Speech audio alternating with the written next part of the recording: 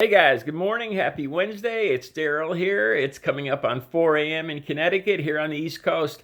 I want to talk briefly about democratic socialism. I saw Bernie won first New Hampshire primary in the country here. And I was listening to him explain democratic socialism. And I'll be honest with you, I understand the gist of it.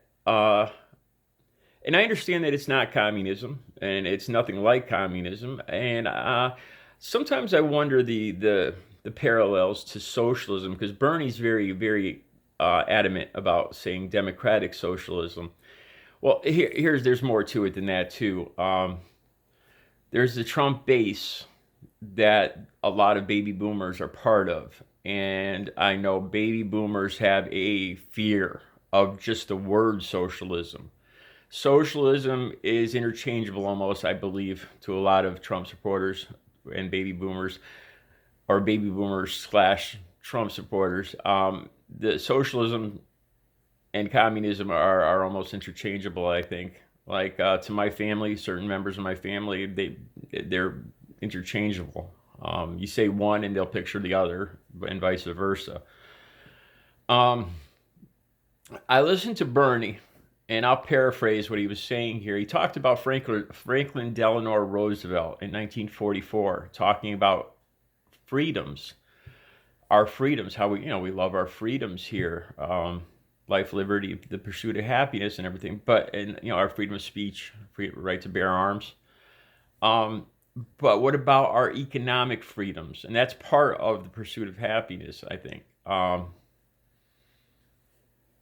The right to health care, which a good portion of the rest of the country is currently enjoying.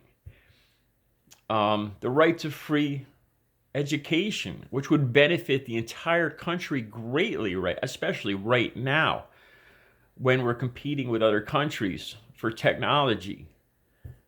It could not possibly hurt. And we're electing reality TV show stars for presidents. A better education system could not hurt this country.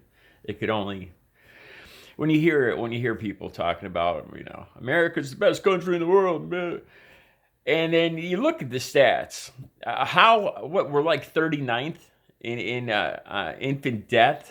How could that be possible? Education, we're way down to like 20th or something. I don't know exactly, but we're pathetically low on these things compared to the rest of the world. I don't know about you guys. I see pictures of other parts of the country, even here on YouTube, here on the internet, and bridges, buildings in Seoul, in Dubai. Well, Dubai is a whole different story, but and you see other parts of the world, and there's some amazing stuff out there. The bullet trains in Japan or China. And I wonder, America, don't get me wrong, America is beautiful and wonderful and everything, but when you start to see the rest of the world, you wonder. I look around here and I see buildings from the 1940s and an old iron bridge that's rusted out. That's what I see, and not just around here. And our education system. This is the thing too with Bernie. I'm starting to lean more towards Bernie. I see these kids trying to pay back their student loans. It's just gotten to a point where it's not even doable. It's almost a joke at this point. I know UConn here in Connecticut has raised its tuition ridiculously. They talk about their basketball team, which is our pride and joy here in Connecticut. Believe me, since we have no professional teams here, the UConn girls especially are our pride and joy, and I think they've used that to jack up their prices. If I'm not mistaken, I could swear I heard like a 15% raise in tuition. Don't quote me on that. But it's getting impossible for these kids to pay this back. Now, the point of all this is Trump supporters. Trump supporters, even though these things would be great for the entire country, free health care. And then I was reading up on free health care and how it works, and how the most costly thing in our health care is the advertising, the administrative costs, the debt collection. And these things would be eliminated, thus creating way cheaper health care. So in the long run, it would be cheaper to the taxpayers to just do this and provide health care for all. It makes sense on a lot of levels. That a lot of people can't afford their prescription drugs and can't afford it. A lot of people don't have insurance. So this is another interesting point I make with Trump supporters all the time. This is like Obama made it like a communist country. He took away our right. We don't have to buy insurance if we don't want. It costs too much money. So I asked them, did you ever go to the emergency room and you see the people at the emergency room? You know why they're there. You know why they're there for a toothache, why they're there for a splinter? Because they don't have doctors, because they can't afford health care. This is their doctor. And who do you think pays for them? This is where they just stare at me blankly. Who do you think pays for these outrageous $20 for an Excedrin tablet or a Tylenol tablet when you go to the hospital? You get 2 Tylenols and it runs you like $35.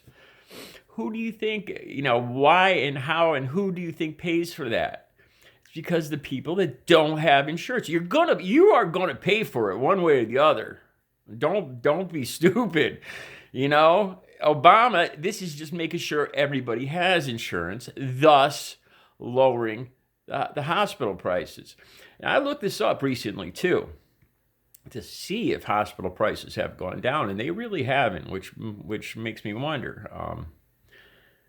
I'm a big proponent of Obamacare, but the fact is, once a price hits a certain level, a business sets their prices at a certain level. Very rarely do they lower the price. Even if their costs lower, they might put on more sales, but very few people are going to lower their prices, hospitals included. Their costs go down, but they're not going to lower their prices. Where's that money going to go? The extra money, it's going to go to the board members, the investors. The investors are. You think the investors are going to say, "Oh, let's lower the prices and we'll just give back our profits"? No freaking way. And again, it goes back to freaking capitalism. Capitalism versus democratic socialism. And I think it's gotten to a point where, honestly, I hate to say this, but we're raising kids that just aren't able to compete, I don't think, in the world anymore. You look at Trump supporters, and this is what I've said to you guys before about I have found much peace in my life and happiness in just trying to better myself from day to day and not comparing myself to my neighbor, to my sister, to my family, to anybody. And I've told you guys before that from what I've found, that's a sure way to unhappiness. It's a sure way to being angry, pissed off, and anxiety all the time, every day. It's a sure way to that.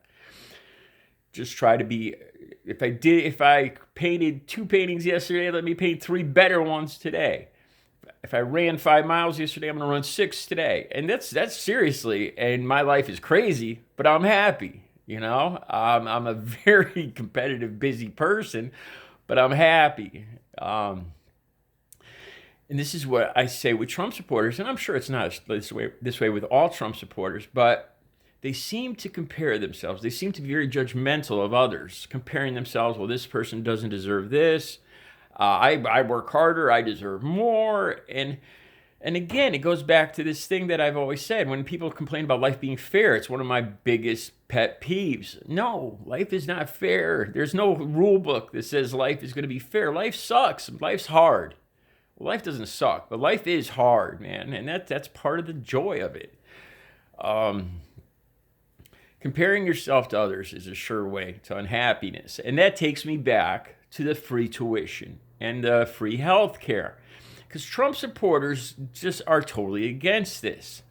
Maybe they paid for a kid back in 1990 to go to Syracuse University, right? And they're just finishing up their payments, and they're like, "I'll be damned if Joe Millennial's going to send his kids to college for free when I just finished paying off my university bills, my college, the bills for my kid." But why?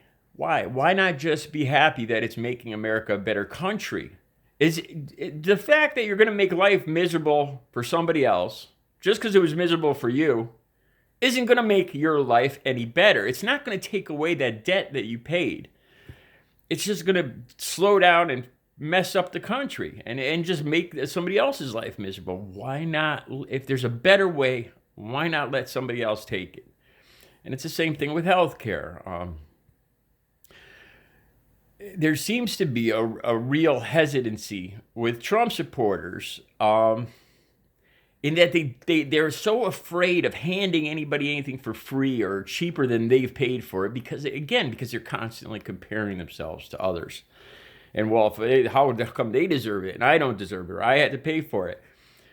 And if you just stop, I know it's a big order, but if it was just not that line of thought, it's creating a better country, and it's if I had to pay $500 last year and then that tax for my car and then the car tax was eliminated this year, I'm not going to go around stomping around go, I'm out $500 and these people don't have to pay now. You know what? It sucks, but so what? You ain't getting that $500 back. It's gone. Be happy for the other people that don't have to pay it. Why not be happy for your neighbors? Why not be happy for your country? Because it's not going to change your hardships. And your hardships have made you a better, stronger person. That's your personal payoff. You have gotten something out of it. You just don't realize it. That your struggle has made you a better, stronger person. Like my drug use. I could look at it like I lost 20 years of my life. I wasted 20 years of my life, but it's made me who I am today, who I am so proud of and who I wouldn't change for anything. I had to go through those 20 years of misery and hell and waste to get here. That's how I look at it. And I'm happy. Or I could go around miserable. Oh my God, I wasted 20 years, and just be miserable the rest of my life. And a lot of addicts are like that. A lot of them are. And a lot of those same people relapse because they can't find the happiness in recovery. Sometimes you gotta, that's the whole point of this too, is you gotta look, there's always a plus. There's always, in any hardship, losing a loved one, losing a job, losing your house, there's something in that is teaching you or making you a stronger, better person, ready for the next stage of life. I truly believe that. And it's a hard thing to hear for people that are going through it right now, but it's true. And if you look at life like that, you build yourself up from these hardships, and you don't live the rest of your life crying and regretting and fussing over stuff that happened to you 10 years ago. You feel lucky that you went through it, and it's made you a stronger person. I know I rambled a lot today, but it was all about democratic socialism and people getting free tuition and making a better country and free healthcare, making a better country, making a stronger, healthier, smarter country, which makes it better for all of us, makes America a better, happier place. And then win-win. All right, you guys have a great Wednesday.